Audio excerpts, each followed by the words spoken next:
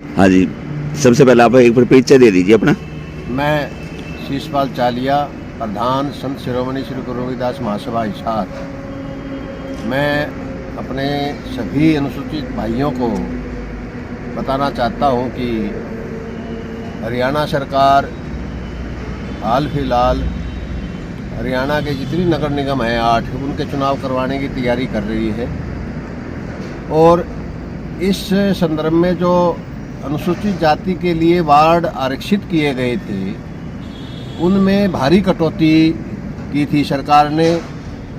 संत शिरोमणि श्री गुरु रविदास महासभा हिसार ने इस मामले को लेकर के एक याचिका पंजाब एवं हरियाणा उच्च न्यायालय चंडीगढ़ में पिटीशन नंबर 2903 ऑफ 2025 दाखिल की थी, जिसकी सुनवाई कल 3 फरवरी को माननीय 2 न्यायाधीशों ने सुनवाई करते हुए 1 हफ्ता के अंदर अंदर सरकार को जवाब दाखिल करने के आदेश दिए हैं और इसकी अगली तिथि 10 फरवरी निर्धारित की है। जैसे ही माननीय उच्च न्यायालय ने यह आदेश जारी किए, सरकार तुरंत अफरा तफरी में हरियाणा चुनाव आयोग को चुनाव करवाने के लिए दिशा निर्देश दिए हैं और आज चुनाव आयोग की प्रेस वार्ता चंडीगढ़ में बुलाई गई है, जिसमें संभवतया चुनाव की घोषणा कर दी जाएगी। सरकार की इस तत्परता का एक ही उद्देश्य है कि शेड्यूल्ड कास्ट के लोगों को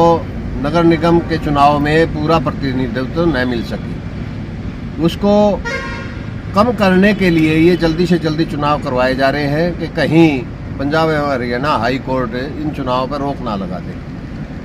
हमारी पूरी उम्मीद है माननीय न्यायालय से कि 10 फरवरी को सुनवाई के वक्त हमें इस पे न्याय मिलेगा और चुनाव आयोग की आज की जो घोषणा होने वाली है उस पर रोक लगाई जाएगी। इसके साथ साथ मैं अपने रविदास भाइयों से भी एक बात बताना चाहता हूँ कि पिछले दिनों सरकार के मंत्री बीएससी नेता कृष्ण बेदी ने सरकार पर दबाव डलवाकर एक महर्षि वाल्मीकि जयंती का राज्य स्तरीय प्रोग्राम जींद में आयोजित करवाया था। उस आयोजन में रविदासिया समाज के किसी भी विधायक और मंत्री को नहीं बुलाया गया। अब 12 फरवरी को पूरे देश में गुरु रविदास जयंती मनाई जा रही है और सरकार की तरफ से इस तरह के आयोजन की अभी तक कोई सूचना नहीं है। ये सूचना सिर्फ इसलिए नहीं है कि सामाजिक न्याय मंत्रालय जो है हरियाणा सरकार का वो कृष्ण बेदी के पास है और कृष्ण बेदी खुद नहीं चाहते कि गुरुजी की जयंती राज्य स्तरीय समारोह सरकार द्वारा आयोजित किया जाए। इसकी हमें परवाह नहीं है कि सरकार मनाए या ना मनाए। अभी हमें हमारे समाज के अंदर इतना दम है कि हम गुरुजी की जयंती और बाबा साहब डॉक्टर भीमराव अंबेडकर की जयंती हम अपने दम पर मना सकते हैं। हमें सरकार की तरफ से कोई उम्मीद भी नहीं है। परंतु मैं तो अपने सिर्फ रविदास भाइयों से ये पूछना चाहता हूँ कि जब सरकार और पूरी बीजेपी रविदासिया समाज को दरकिनारे करने पे लगी हुई है, फिर वो इस पावन अवसर पर बीजेपी के विधायकों, बीजेपी के मंत्रियों को अपने स्टेज पे क्यों आमंत्रित कर रहे हैं? जब महर्षि वाल्मीकि जयंती आयोजित की जा रही थी जींद में, हमारे समाज के बारे में, हमारे समाज के नेताओं के बारे में खुद बीएससी नेता ने और हरियाणा के मुख्यमंत्री नायब सैनी ने दांत निकाल करके कितनी भद्दी बातें बताई थी। क्या हमारे समाज के लोगों को वो समझ में नहीं आई? और इसके बावजूद, इतना होने के बावजूद भी हमारे जो लोग हैं वो हमारी गुरु महाराज की जयंतियों पर, स्टेजों पर इन बीजेपी के नेताओं को बुलाएंगे, उन्हें सम्मानित करेंगे, उन्हें शाल भेंट करेंगे।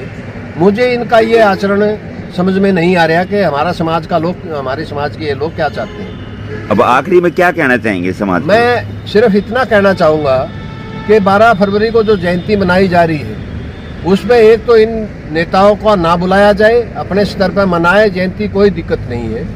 और दूसरा, सरकार आज ये अगर घोषणा कर देती है निकायों के चुनावों की, तो वैसे तो हमारा प्रयास रहेगा कि 10 फरवरी को हम माननीय उच्च न्यायालय में अपील करें कि हमें स्टे दिया जाए।